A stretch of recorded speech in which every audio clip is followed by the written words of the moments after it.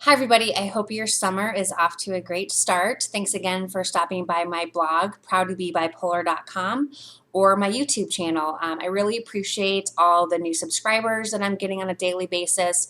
I've seen an increase in comments and questions and feedback about a lot of my video topics, and I think that's a really good sign. I think that people are starting to open up and talk about mental illness, and I commend those of you out there that are starting to like I said, open up and ask questions and get feedback. I think that's a really good sign. And I think it's great. And, I just want to let you know that I'm really proud of you. And I encourage any question, anything you can think of, anything that you want to know about bipolar disorder or mental illness. Hopefully, I can help answer the question or even do a video on it that hopefully can help guide you in the right direction and give you just some feedback on kind of what you're looking for. So today what I want to do is do a video on a recent YouTube comment that I received a couple days ago. And long story short, someone messaged me, and it was a friend of somebody who his friend was suffering with bipolar disorder, and this person just didn't know how to help him. He has done everything he can think of. His friend is just going down a very destructive path, is not taking any medication, doesn't sound like he's taking any ownership of bipolar disorder, which I've been there. I've not taken my medication. I've gone off the deep end. I've made really bad decisions, and unfortunately it's very common for patients with or people with bipolar disorder to have relapses or get off their medication or start going down this destructive path. And his question to me was, what should he do? Should he give up? Should he keep trying? And one thing that he said in his comment was he knows that you can't help someone unless they want to help themselves. And I think that is very true. It really wasn't until I took ownership and I realized that I needed to get help that I started to become stable and I started to really get my life back. And but I will say that even though it was tough and I didn't take ownership, I still had that support system that was there for me. And my friends and family, they never abandoned me. I never felt ashamed around them. They never felt ashamed of me. So although it took me a while to get to that point where I was taking ownership and I was taking, some pride and some, wanting to change and wanting to get help, they were still there for me. So, so I think what I want to do today is just talk a little bit about my experiences and what I found helpful from my support system. And then I want to go to a website that gives a lot of really good tips on how to talk to your friends and family members who are struggling with mental illness, or for those that are undiagnosed that you suspect might need help. So first, I want to talk a little bit about my personal experience. From day one, even before I was diagnosed, I had a really strong support system. When I was in Chicago and I had my big manic breakdown, my friends and family were very concerned about me and really wanted to get help for me. So, like I mentioned in a previous video, my mom and her best friend Angel picked me up and took me straight to the hospital. And when they were talking to me about it, they did a really good job of not judging me or not coming down on me or not being like, you need to do this and you need to do that. It was more of that feeling of, I feel that this is what is happening, and we feel that it might be good for you just to go talk to somebody. So when they put it that way, it didn't make me feel like I was getting attacked and that something was wrong with me.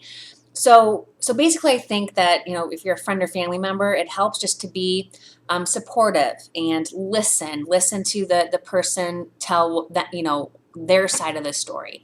Just be a good support system, and just try not to come off as judgmental, because that's the last thing that someone with mental illness needs, because we're already prone to being hard on ourselves and being ashamed of what we're struggling with. So if you have friends and family members that are also putting that that shame or that judgment on you, it just makes getting treatment that much worse. So I think again that's good to be a strong support system.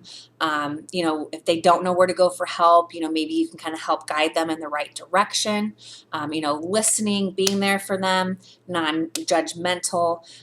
Asking open-ended questions to kind of get them to start talking about their feelings, letting them know that it is okay to get help. And one thing that I always go back to is, if you were diabetic or you had high cholesterol, there would be no shame in, taking medication for this. And when you suffer from mental illness, a lot of people think that it's not okay. We don't want to talk about it. We don't want it to be on medication because we feel that we can do it on our own. And so I think when you're a family member or friend, it's kind of just reminding the person that it is okay, that there are so many people out there that are just like them, that are successful and lead, good lives, and that they're there to support them. So, I think those are kind of my personal experiences. I hope that makes sense. And, I just want to take this time just to say that without my support system, without my friends and family being there, I don't know if I would be doing this well now. And I can just imagine that if I didn't have that, I just don't know if I'd be sitting here today or where my life would be. Would I have a job? How much debt would I be in? How many relationships would I have destroyed? And, so I just, want to thank my friends and family that are maybe watching this video right now, that, I really do appreciate you sticking by me even when things were tough. So I really appreciate that. And but I do know that there are a lot of people out there that might not have that support system. And, that's okay too. I mean, it's there's groups out there, and you can talk to your counselor and a psychiatrist, or there's like free, groups that you can talk to. Let's say if you don't have health insurance or you don't have a mechanism, to get that support that you need, there are organizations and nonprofits that do offer support for people that unfortunately might not have a strong support system. So what I want to do now is bridge into a website that I'm also going to post on my blog and my YouTube channel. And I think it's just a really good just tool for any of those out there, a friend or family member. You might have someone that you could use some of these tips with. And it's from the mentalhealth.gov website. And it's just, talks about supporting a friend or family member with mental health problems. And just talking, what I found was interesting, just talking to friends and family about mental health problems can be an opportunity to provide information, support, and guidance. And when you're learning about mental health issues and talking about it, it can lead to improved recognition of early signs of mental health problems. So for me, what I think is great is now that my friends and family members have been through, through everything with me, they know the signs to look for. They know if I start talking fast or I start spending ridiculous amounts of money or getting these grandiose ideas, that's the red flag. That's the, okay, Lisa, we need to sit down with her. We need to kind of talk about what's going on before that might possibly escalate into a full-blown manic episode. So the more education even your friends and family have, the better it's going to be for everyone, for them and for the person that's suffering. It also can lead to earlier treatment. So for me, for example, if they notice those signs, and I might not see it, because in my head, when you're hypomanic, let's say, you think that everything's great and you're productive and you think you're on top of the world, and you might not see it. But if you have a support system out there or a friend that knows those signs to look for, you might be able to go see your doctor a little bit sooner before, let's say, you could jump up into a mania, a full-blown mania, or downward into a depression. So again, earlier treatment. And just learning about mental illness just gives you a greater understanding and compassion. So I think it's 1 in every 5 adults suffers from mental illness. So most of you that are watching this right now that don't have mental illness, I would almost bet that you know somebody that's suffering, or a friend or a family member. So just the more you're educated and the more you know about, let's say, bipolar disorder or schizophrenia or depression or ADD, the more equipped you're going to be to help that person. So, if you have a friend or family member that are showing signs, so let's say that, they're experiencing signs of mania or depression, there's just a few tips. Finding out if the person is getting the care that he or she needs and wants. And if not, see if you can help them. Maybe point them in the right direction or suggest a psychiatrist or a counselor that maybe they could just go talk to get the ball rolling in terms of, making sure they're getting the right treatment. Another thing is just expressing your concern in a very compassionate way. Reminding your friend or family member that help is available and that mental health problems can be treated. Again, going back to the whole, diabetic conversation that we talked about earlier. Just asking them questions about how they're feeling, listening to their ideas, and being responsive when the topic of mental health problems come up. Reassuring your friends or family members that you care about him or her, and just letting them know that they're not alone, that even though that they're going through a difficult time right now, you're going to be there for them and you're going to support them, and help them get through this period that they're going through.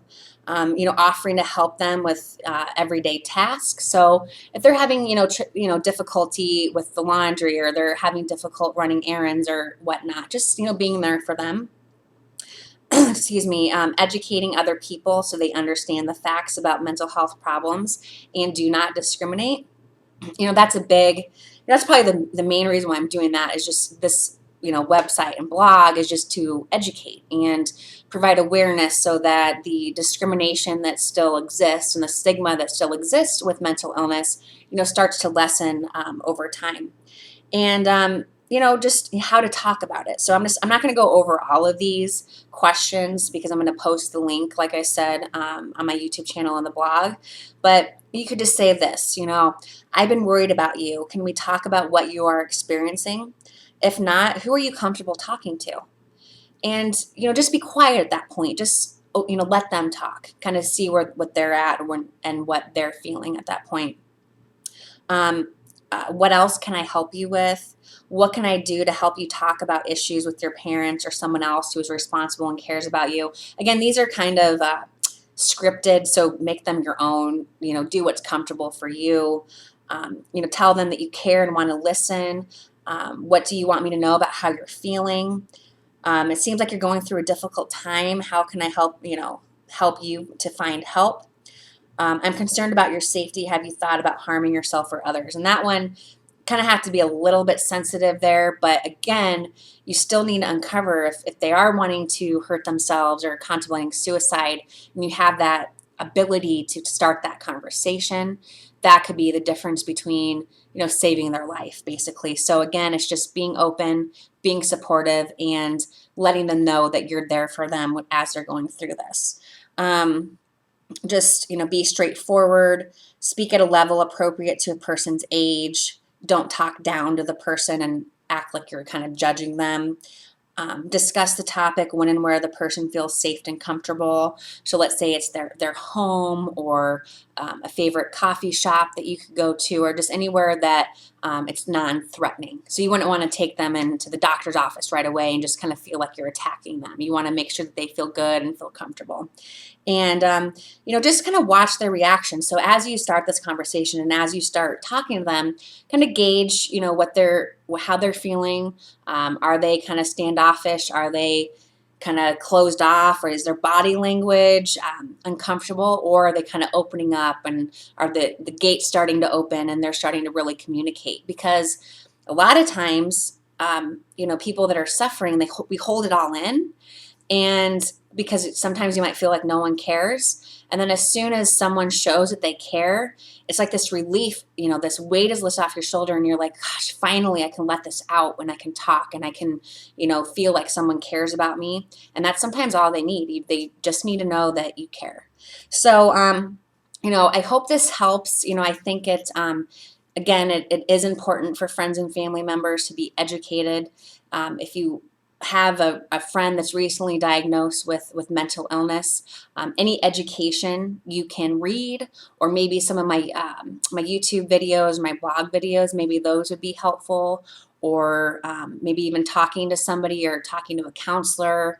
There's just many ways, and I would say the more educated you are about mental illness, the better support you can give to that person as they're trying to get better and seek help and just kind of keep moving forward. So I'll wrap things up. I again want to thank you for stopping by my blog. If you have any suggestions or questions or suggestions on upcoming videos that you would like to see, please, please, please let me know. I would love to do a video like you can see today. This video stemmed from a comment from someone a couple days ago. So I hope that this, the gentleman watches this and can take some feedback. And again, I just appreciate him taking the time to write me a note and try to help his friend. I mean, it just shows he's such a great friend for stepping outside his comfort zone, maybe writing me and hopefully getting feedback that could ultimately help him and his friend.